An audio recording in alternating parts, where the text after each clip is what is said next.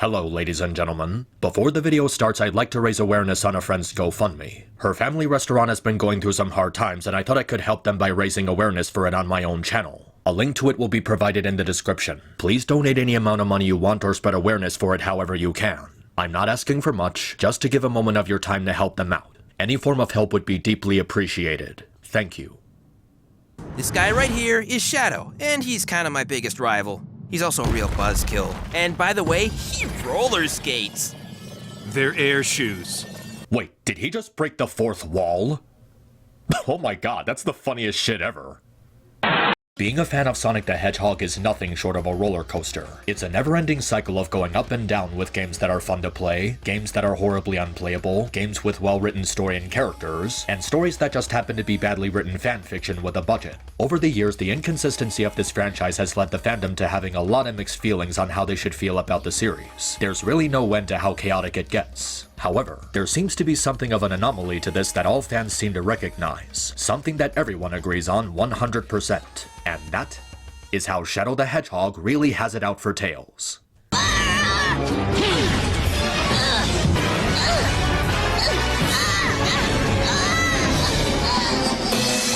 Shadow, what are you doing here? Fox hunting.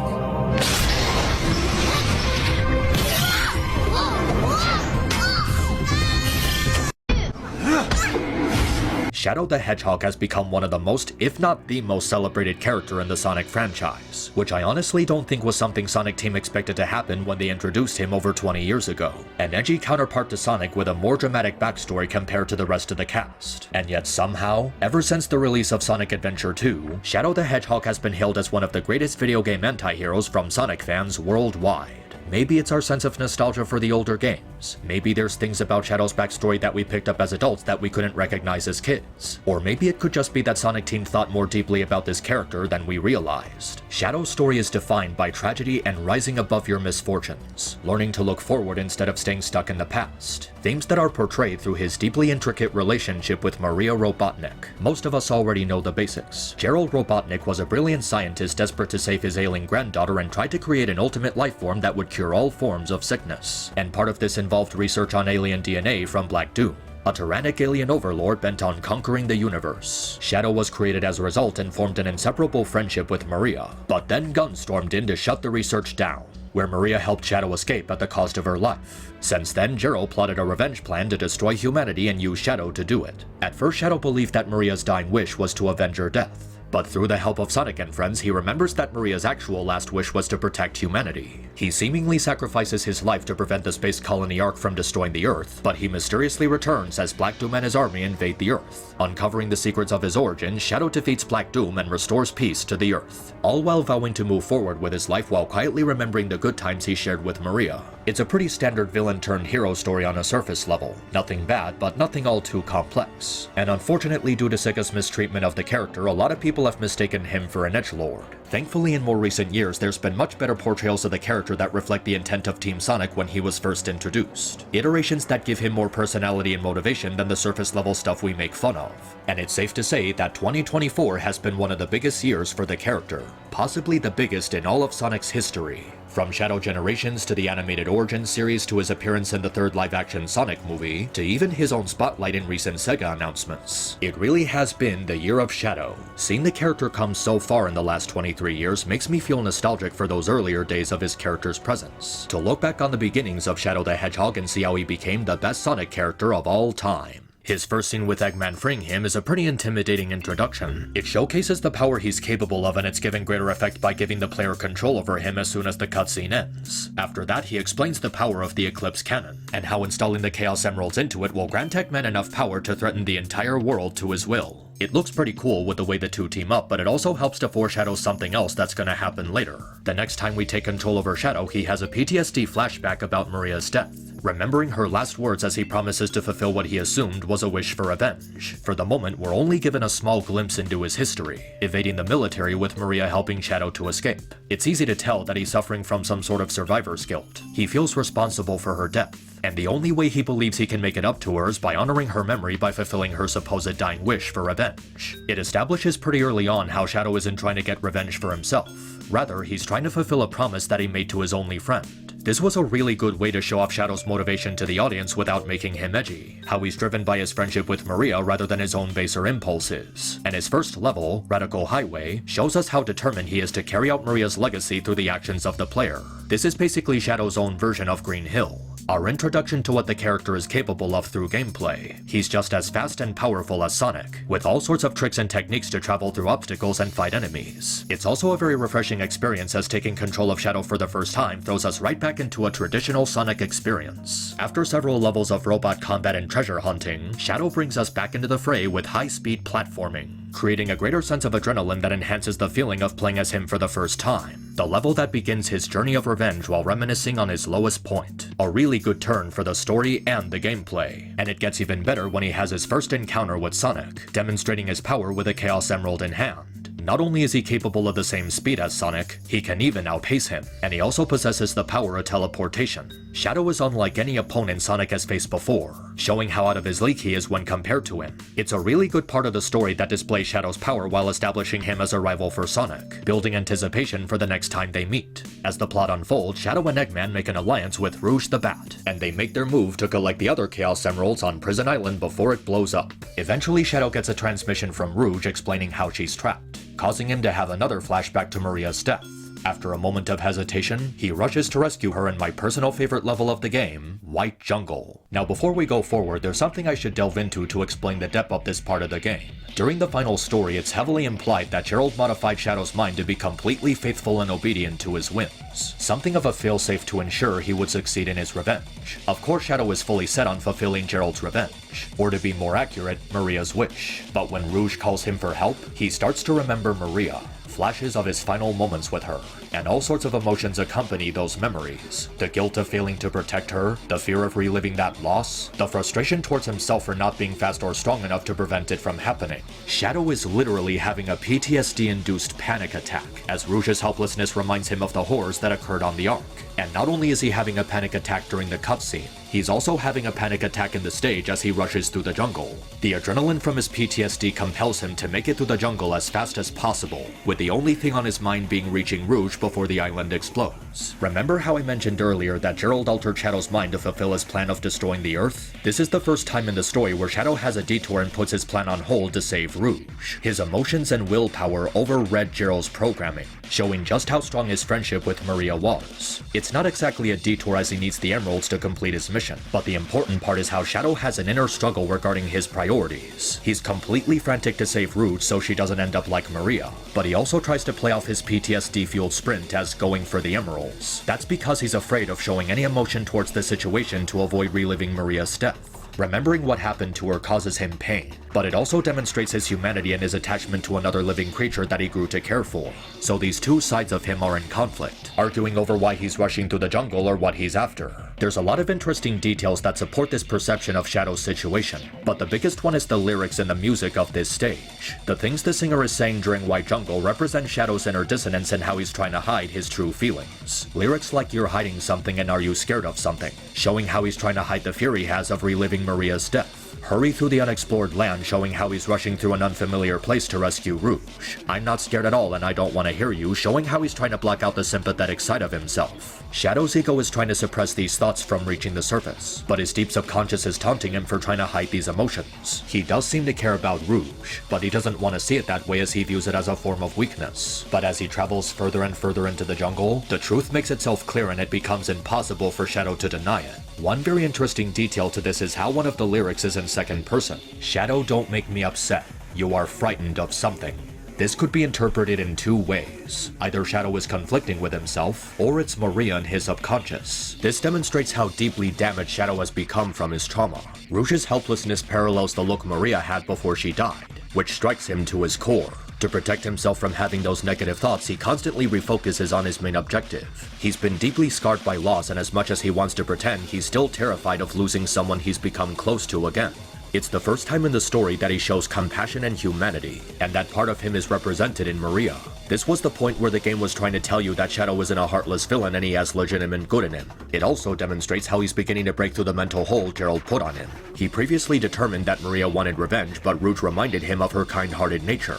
This in turn puts doubt in his mind of what Maria actually wanted, so his mental state is conflicting with the truth and deep down he knows what it is and is afraid to accept it. It could be that the part of him that knows what Maria really wanted is mocking him from his fear of running from the truth. The lyrics are a significant key to understand this, but the thing about it is that it's not immediately apparent to people who first played this game as kids. Kids would just focus on the cool sounding music and the creepy sounding vocals while running through the jungle. But looking back on this as an adult and really paying attention to the background music really reveals how secretly brilliant this detail was. The reason why we couldn't make out the meaning behind it is because of how purposefully difficult the lyrics are to make out with the way the sounds are mixed. The reason Team Sonic did that was to reflect the mystery of Shadow's character, and how his true motives are also hidden throughout the game. He pushes through all the obstacles in an attempt to regain his rhythm and balance, to remember why he's doing what he's doing. The lyrics sound hollow while the overall instrumentals and delivery of the lines sound extremely distressed, and they both reflect the distress of Shadow's situation. White Jungle is not only my favorite level in Sonic Adventure 2,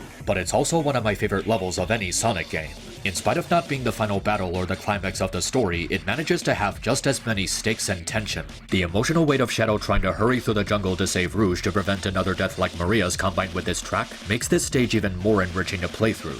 It's fast-paced, dark, twisted, and it has lyrics with deep hidden meaning giving further insight on Shadow's thoughts, almost like Maria's in his head, telling him to not make her upset, to go save Rouge and not waste a life. And Shadow is constantly battling against it, trying to prove he isn't affected by Rouge when he clearly is. It's a surprisingly deep piece of writing from a video game series about a blue hedgehog with super speed. The plot proceeds as normal until Shadow starts to remember one of his earliest memories with Maria, looking down on Earth aboard the Ark, and talking about wanting to explore it while having questions about his purpose. It's a scene that gives us more insight on the tragedy of his character, trying to find his own place in the world while knowing nothing of himself. It also shows how much depression he goes through thinking about her, remembering a happier time in his life and adding more depth to his personality. And for a character wrongfully perceived as being edgy, the delivery of these lines is surprisingly emotional. Jason Griffith does a very good job expressing the existential turmoil he feels questioning his existence, feeling lost and unsure of himself. Later, he even objects to Rouge, claiming how he might not be the real Shadow,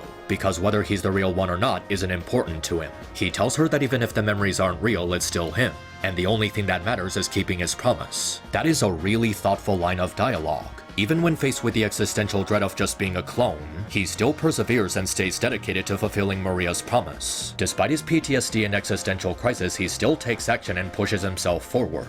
At this point, the promise he made to her is his only reason for living, so it makes you think, what will Shadow do after completing his mission? What's left for him to do in life after finishing his goal? It's actually really haunting to think about, how the promise is all he has left and how he'll have nothing after it's all over. He meets up with Sonic at the Eclipse Cannon and the two have some pretty interesting banter. Up to this point, Shadow was always looking down on Sonic, mocking him or acting superior to him. But in this scene, Shadow shows a sense of respect for Sonic, treating him as if he were his equal. They both acknowledge each other's power and how they both learn how to harness the power of the emeralds. In spite of being enemies, their exchange comes across as honorable and complimentary, like a proper rivalry is supposed to have. If Shadow was really an edgelord, he would just be scoffing at Sonic and talking about how he's still better than him and just want to get to the part where he kills him. But no, he actually shows respect for Sonic, admitting that there was more to him than what he previously suspected. And in turn, Sonic shows appreciation and admiration for Shadow's own capabilities. They learn here that neither was the faker, and that both of them were the real deal. And yet, they start to pick up the pace because they know they didn't come here just to talk. They knew they had to fight, but this time they try to battle on equal footing. If this were any other situation, they could have kept on having friendly banter and brag about their rivalry. In spite of not knowing each other for very long, they already formed something of a bond fueled by friendly competition. And this scene demonstrates very well how they became equals, with one no longer lagging behind the other. Not only is this good development for Shadow's character, but his relationship with Sonic as well. Instead of just seeing him as an obstacle in the way of his mission, he shows Sonic how impressed he is with his power, almost as if he sees himself in Sonic in some way. It's a really good in-depth addition to his character, fleshing him out beyond a one-dimensional edgelord. But regardless, Eggman succeeds in obtaining the final Chaos Emerald and places it inside the Eclipse Cannon with the others. But just when Eggman believes his goal is complete, a mysterious warning appears on the cannon's data board, and this is when the shocking twist of the game is revealed. The Eclipse Cannon was never designed to fire any Chaos Emerald charge lasers. It was designed to break the Ark from its natural orbit and send it on a collision course with Earth. It was all a plot by Gerald to exact revenge on humanity for the death of Maria, and to use Shadow to achieve that goal. For the first time ever, heroes and villains must team up as Sonic and his allies rush to the cannon's core to stop the Ark's collision course with Earth. But with Amy left behind, she finds herself crossing paths with Shadow, looking out a window onto the Earth. She tries to convince him to help, but he simply says that there's no point in helping as there's no way to save anyone. He just quietly accepts what will happen and waits for it to happen. Once again, if Shadow was an edgelord, he'd just start ranting at Amy about Maria's death and how the Earth deserves to be destroyed. But here he just quietly explains how he fulfilled his purpose. He was created to fulfill Maria's promise and now he's just waiting for it to pass. His attitude in this scene is neutral and indifferent as opposed to vengeful and malicious, which is actually a lot more interesting. But as Amy pleads for him to give them a chance, it triggers Shadow's traumatic memory as he remembers a piece of his past he overlooked. He remembers Maria's true last words and how her wish wasn't vengeance, but to give the people of Earth a chance to be happy. A tear runs down his eye as he remembers what she truly wanted, his heart filled with regret and a new resolve. And with that, he chooses to rush to the cannon's core to save the world. At this point, he's completely overcome Gerald's programming, successfully fighting off the brainwashing as he goes to save humanity like Maria wanted. She was so pure and forgiving that she still wished for humanity to not be punished, and that kind-hearted nature of hers is what moved Shadow to keep his promise to her. There's also some really interesting build-up to this reveal when you really recognize how Maria worded her last wish. During the cutscene before Radical Highway, Shadow still believed that Maria wanted revenge. But when talking to Shadow, she says, "For all the people on that planet," instead of something like "for me." Her pleas weren't for herself, but for the people of Earth. This was really good foreshadowing for what she actually wanted and how he got it wrong. And instead of trying to fight the truth and insisting revenge was what she wanted, Shadow concedes that he remembered it wrong and accepts that Maria wanted peace and happiness. He doesn't hesitate for a moment to rescue the people of Earth, holding no malice against them. This is the most important cutscene in the entire game as it demonstrates the most important truth behind his character. Shadow was never edgy in Adventure 2. He was suffering from depression. You could argue that he was acting vengeful in what he was trying to do, but he was mainly motivated by fulfilling what he believed was Maria's dying wish. And when he remembers what she actually wanted, he immediately regrets what he's done and tries to correct his mistake. If anything, Shadow was never even a villain. The colors and the darker character design were just a red herring. He only ever did what he believed was the whim of his only friend who died tragically, and he doesn't allow any grudge or need for revenge to stop him from honoring her memory. It's an amazing balance with his character that makes his decision to help Sonic save the world incredibly satisfying. He was never heartless or cruel, he was just led astray by Gerald, and he puts it on himself to set everything right. As a kid, I didn't really think too much of this scene, just Shadow remembering what Maria wanted and correcting his mistake. But looking at it as an adult, it's genuinely amazing how mature this was handled. Shadow had every reason to let humanity die after they left him with nothing after stealing his entire life from him. He could have been much more villainous and spiteful, having no support system and being consumed with thoughts of revenge. But he allows Amy to get close to him, like he did on Prison Island. He doesn't really do anything to push her away. He just gives her a confused look and shrugs it off as an inconvenience. And in this scene, he doesn't threaten her for making him second-guess his past. He just talks about the futility of saving humanity from its own selfishness. But then he remembers how Maria wanted to give humanity a chance to live peacefully. He actually starts to cry, shedding a tear remembering her kindness and love for others. And he goes on a one-way trip to save the world in her memory, even with the chance that he doesn't come back from it. This wholesome display of humanity has been stuck in my head for a while now. I purchased a renewed copy of the game a couple of months ago to help me feel ready for the third movie, but I was actually stunned by how well written this scene was and how it still holds up strongly after 23 years. It's a believable revelation for Shadow to come to. He accepts that he remembered his last memories with Maria the wrong way and determines there's no need for any more bloodshed, moving past his need for revenge and settling his differences with Sonic, and together they save the world, with Shadow disappearing into the unknown in the aftermath. It really feels like a story where a redemption arc was appropriate and believable for the antagonist, and the way it was executed with so much sophistication makes it one of the greatest storylines in any Sonic game. But here's a bit of trivia some of you might not know. Due to the underperformance of the Dreamcast, Sega was going bankrupt and they genuinely thought that their days were numbered. They went into this game believing it would be the last game they would ever make. And instead of going, meh, let's just get this over with, they put genuine effort into what they thought was going to be their swan song. They wanted to go out with a bang. And they overwhelmingly succeeded. When you really look at it, Sonic Adventure 2 could have been something of a series finale for the franchise. It actually ends with Eggman rethinking his life and how he should change for the better, with the other characters returning to Earth to live happily ever after. There's even a moment where Rouge thinks about retiring from treasure hunting, as she has something more important on her mind. It feels like a definitive ending to Sonic as a series, to the point that I don't think people would complain if it was the last game.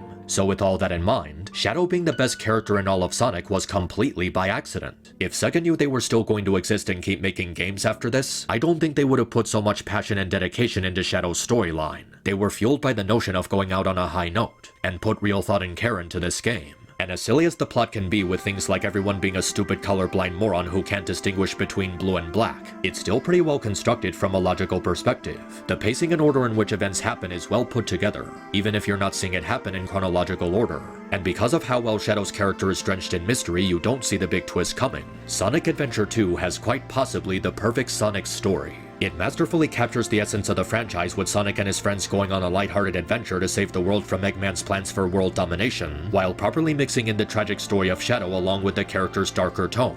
It has a very serious atmosphere, with the stakes being properly elevated from previous games, and the character writing is very spot on. Everyone has a good personality while contributing to the overall story in a meaningful way. But the thing that really makes it stand out so much is the introduction of Shadow. He was never an edgy character. He had empathy for others while being driven by his friendship with a lost loved one. There was an actual story behind his character, and Sonic Team treated it with delicacy and care. His chemistry with Sonic is very well handled, going from enemies to rivals to allies in a very steady and believable manner. His development as a character is outstanding, growing and learning from a personal journey about revenge and moving on from the past. Even the music in his levels is cleverly symbolic. They emphasize industrial instrumentals to reflect his dark nature and his mysterious backstory about being an artificial life form. In many ways, this is by far the best iteration of the character to this day, as it set the standard for what Shadow the Hedgehog is supposed to be. Due to Sega's horrific treatment of the character over the years, it's heavily muddied the image and perspective he's supposed to have, and it also ruined how many fans perceive him. That horrible game from 2005 completely annihilates all the maturity and subtlety from Sonic Adventure 2 in a desperate attempt to appeal to a demographic of retarded teenagers. And since then, they continuously fumbled the ball with who he was, making him a darker version of Sonic for the sake of marketing or turning him into some sort of Vegeta clone. Shadow was not a darker version of Sonic. He was a completely unique character with his own vision and desires. His storyline in Adventure 2 was profound and ripe with brilliance, and for some reason they never continued that concept of his character and just replaced it with something bland. Was there any hope of the glory days of Shadow coming back? Well, it looks like there just might be a possibility of that happening. In the last few years, we've been seeing much better interpretations of the character, from the Sonic Boom cartoon to Sonic Prime to his most recent outing in Shadow Generations. The biggest step in the right direction has easily been Dark Beginnings, an animated miniseries that explores Shadow's relationship with Rouge, Omega, and Gun while thinking back to his old friendship with Maria. Seeing Sega finally giving Shadow more proper respect in recent projects gives me hope that maybe we're back on the right track with how we're supposed to view him. Shadow was never an edgelord who just wanted to act mean to everyone. He was an introvert recovering from trauma who learned to develop compassion and open himself up to other people. And with the third live-action movie around the corner, I'm left in anticipation to see how they portray him in the film. Will they get his character right? Or will they just Flanderize him into being a revenge-obsessed edgelord? We can only hope for the best now that the character's future is on the line, given the influence and popularity of the film trilogy. If they get it right, Shadow's reputation will be restored. If they get it wrong, it'll probably be muddied forever. Everything is riding on it, and with Sonic Adventure 2 being used as its source material, it has a lot to live up to. But with that said, it's still worth looking back on the glory days of Shadow the Hedgehog, remembering why people loved him in the first place while yearning for those old days when Sega understood him. He's hailed as the best character by many fans for a reason, and it's always satisfying to see him receive the respect he deserves from the community. The Red and Black Blur had his time in the sun before, so maybe there's a chance he'll have it again. In this, the Year of Shadow.